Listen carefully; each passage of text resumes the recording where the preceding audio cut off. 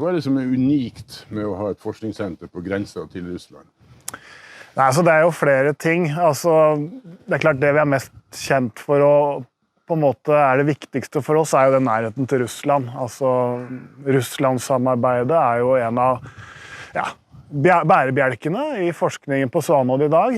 Og det det vi ønsker å videreutvikle og gjør i stor skala akkurat nå. Og det andre jo at Pasvik et veldig spesielt naturområde. Et verdifullt naturområde som har utrolig mye ukjent, og det et interessant område for internasjonalt samarbeid. Hvilke muligheter gir det deg som forskningsleder at du ligger på grensen til Russland? Altså, det gir jo en mulighet til å bygge opp forskning i et veldig spennende naturområde. Altså, Pasvik, som et nordområde, så det et område med raske klimaendringer, som jo veldig spennende for internasjonal forskning. Og så jo Pasvik veldig spesielt i vesteuropeisk sammenheng, altså at det ligger så langt øst, så du får en sammenblanding av østlige og vestlige nordområdearter.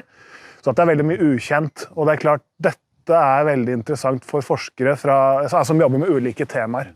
Så det en veldig spennende mulighet. Og så jobber du sammen med russiske forskere, så det ikke bare at dere forsker på hver side av grensen, men dere har et konkret samarbeid. Ja.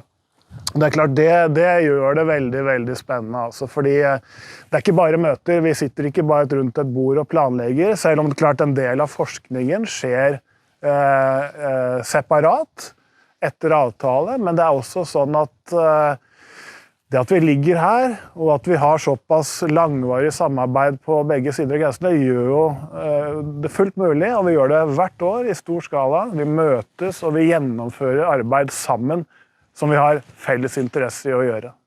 For hvis jeg forstår det rett, så har du det i en ny forskningsstrategi, så trekker du det enda mer lokalt, altså utnytte beliggenheten enda sterkere i de forskningsprosjekter du velger. Det stemmer det, og altså, Svanod har jo satset det siste 10 året veldig hardt på å ta steget ut i internasjonal forskning, og grunnen til det at det så verdifullt i forhold til å skaffe samarbeid og interesse og blest. Problemet har jo vært at vi har jobbet for lite i vårt eget nærområde, til tross for at at det området har de veldig gode mulighetene for forskning som det har. Så nå så satser vi og bygger opp flere parallelle svære prosjekter, på både i vann og på land, som vi satser på skal bli av en sånn kvalitet at det egner seg til internasjonal publisering. I tillegg så jo merverdien med å jobbe her at du kan engasjere folk. Altså det betyr noe for de som bor her, det betyr noe for forvaltningen, at vi får kunnskap som relevant og fra det her området. For den mangler. Og det du snakker om for eksempel forskning på bjørn, du forsker på elg, du forsker på livet i Pasvikelva, får måleresultater både fra russisk side og fra norsk side. Ja, det stemmer. Altså, vi har jo noen sånne tradisjonsområder som vi jobber med på Svanod, og bjørn jo en av de, og det jobber vi med hvert år.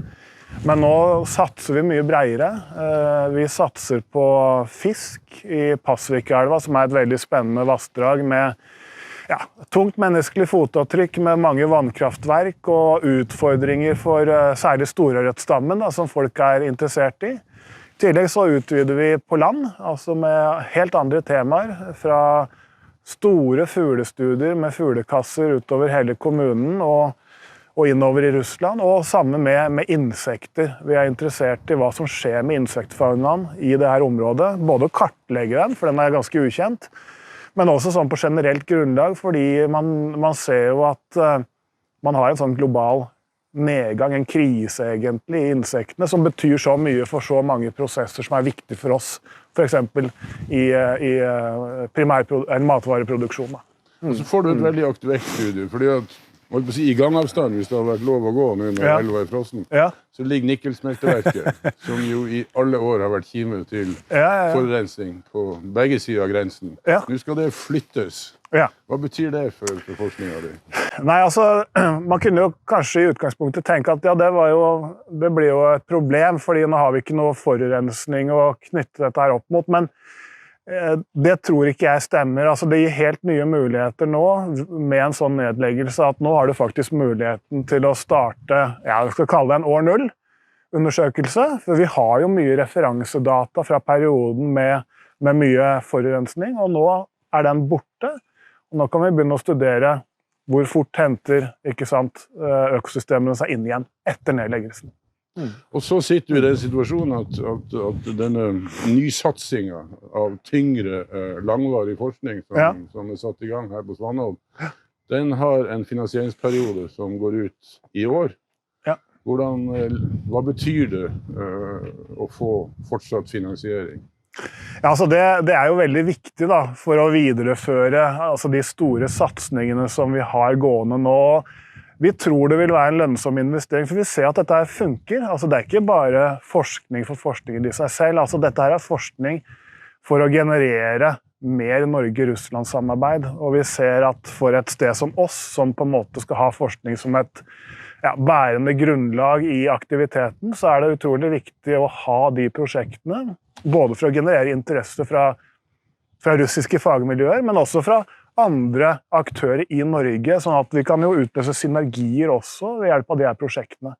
Og så har du den muligheten at ved å jobbe så mye her lokalt, så har du muligheten til veldig tett kontakt, utveksling av forskere, kompetanseoverføring, alle de elementene med folk-til-folk-samarbeid som man mister hvis man ikke jobber sammen lokalt. Du kommer jo selv fra Midt-Norge, fra Daland lenger selv. Hva det som fascinerer deg som å få lov å forske i Pasvik?